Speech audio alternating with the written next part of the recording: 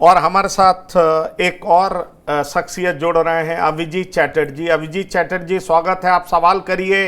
हमारे साथ डॉक्टर साहब खुद हैं, आपको बताएंगे अपने दिल का हाल कैसे रखना है, कैसे बेहतर रखना है। डॉक्टर साहब नमस्कार। नमस्कार। मेरा नाम अभिजीत है। और डॉक्टर साहब, एक छोटा सा चीज आपसे ये पूछना चाह रहे थे कि आज के डेट में generally people have blood pressure भी होता है, शुगर भी होता है लोगों को। और उसके साथ में जैसे सडनली, जैसे आप बता रहे थे कि डांस करते हुए या एक्सरसाइज करते हुए जिम में एकदम से सडनली हार्ट अटैक आ जाता है और फिर आदमी वहां पे चला जाता है। तो इस तरह के सिचुएशन में is there anything that we can do to मतलब फंडामेंटली या प्राथमिक हम किसी तरीके से उसको अवॉइड कर सकें, या उस चीज को हम करना चाहिए, या औपचारिकता पे मतलब थोड़ा सा ध्यान दे के हम उसको किसी तरीके से लेट कर दे या डिले कर दे till the time that we can go to the hospital. Any fundamental measures that could be taken at that point in exactly time.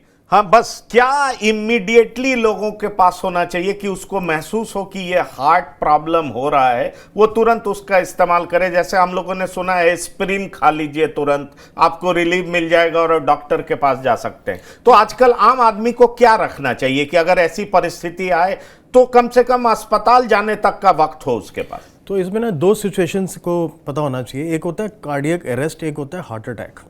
तो कार्डियक अरेस्ट में तो डिस्प्रिन कार्डियक अरेस्ट होता है जब पेशेंट एकदम से या कोई भी काम करता हुआ, जिम करता हुआ या कोई म्यूज़िक कर रहा है, कोई डांस कर रहा है, वो कोलैप्स हो जाता है, गिर जाता है। उस कंडीशन में आप जब पेशेंट अनकॉन्शियस हो गया है, उसकी ब्रीदिंग आपको नहीं पता चल रही है, उसमें पल्स नहीं है, तो आप उसकी मुंह के अंदर कुछ भी चीज़ नहीं डाल सकते, वो एस्पिरेट कर जाएगा, लंग्स में अटक जाएगा वो।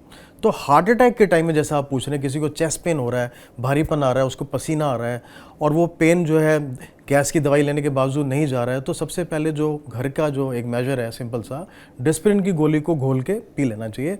ब्लड प्रेशर चेक करना चाहिए। अगर ब्लड प्रेशर ठीक है तो एक सिंपल सी आधी 5 mg की टैबलेट आती है जिसको आइसोसॉर्बाइड बोलते हैं, वो जीभ के नीचे रखने से थोड़ा पेन खत्म हो जाता है और आर्टरीज का फ्लो बढ़ जाता है। तो तब तक आपको टाइम मिल जाता है हॉस्पिटल जाने के लिए।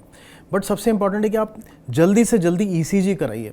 अगर आपने ECG नहीं कराया और अगर आपने हार्ट अटैक का डायग्नोसिस डिले कर दिया तो आपकी जो हार्ट की मसल है वो डैमेज हो जाती है। फिर आप कितना मर्जी इलाज कर लीजिए, वो पूरी ज़िंदगी उसको आप वापस नहीं कर सकते हैं। तो एक टर्म होती है जिसको गोल्डन आवर बोलते हैं। तो अगर कहते हैं कि अगर पेशेंट 1 से 1.5 घंटे 2 घंटे में हॉस्पिटल पहुंच जाता है और अपना ECG करा के डायग्नोसिस बना लेता है कि हार्ट अटैक चल रहा है और हम उसकी नस खोल देते हैं, तो ऐसा मरीज़ नॉर्मल लाइफ जी सकता है विद नॉर्मल हार्ट फंक्शन। तो सबसे इंपॉर्टेंट है अवेयरनेस। तो अवेयरनेस में अगर हम बात करें कि हम हार्ट अटैक होने ही क्यों दें, तो हार्ट अटैक ना होए या हमें पता हो कि हमारा हार्ट अटैक रिस्क स्कोर क्या है, कि क्या मेरे को हार्ट अटैक होने के चांसेस हैं और कितने हैं। तो उसके लिए एक स्कोरिंग होती है, उसमें हम रिस्क फैक्टर्स देखते हैं। अवेयरनेस बहुत इंपॉर्टेंट है, जागरूकता। तो अगर आपको मालूम है कि आपको शुगर है, आपको BP है, आपका वज़न ज़्यादा है, आप स्मोकिंग करते हैं, ओबेसिटी है आपको, साथ में स्ट्रेसफुल लाइफस्टाइल, आप सो नहीं पा रहे हैं, एक्सरसाइज नहीं करते हैं, आपके फादर को हार्ट अटैक था, मदर को हार्ट अटैक था, तो ये समझ लीजिए कि आपके अंदर वो चीज़ पनपनी शुरू हो चुकी है। तो उसको कैसे पता चला जाएगा? उसके लिए टेस्ट इंपॉर्टेंट है। आप बैठे बैठे नहीं बोल सकते कि मेरे को हार्ट डिजीज़ नहीं है। एक होता है सब्जेक्टिव, एक होता है ऑब्जेक्टिव। ऑब्जेक्टिव मीन्स कि आपको कोई तकलीफ नहीं है, एविडेंस है आप यहाँ पर, कोई टेस्ट खराब है जैसे TMT हो गया, एकोकार्डियोग्राम हो गया। तो एक बहुत बड़ा मिथ है, हम लोग कैंप्स में ECG करा के देख के बैठ जाते हैं कि नहीं ECG नॉर्मल है तो हार्ट डिजीज़ नहीं है मेरे को। बट ECG और ईको जो होता है हार्ट का अल्ट्रासाउंड, वो तब खराब आता है जब किसी को हार्ट अटैक पड़ चुका हो या हार्ट अटैक चल रहा हो। छुपी बीमारी के लिए केवल एक टेस्ट है, वो है TMT टेस्ट, जो वॉकिंग वाला टेस्ट होता है। दूसरा एक CT स्कैन, आजकल एक नया टेस्ट है जिसको CT कैल्शियम स्कोरिंग बोलते हैं।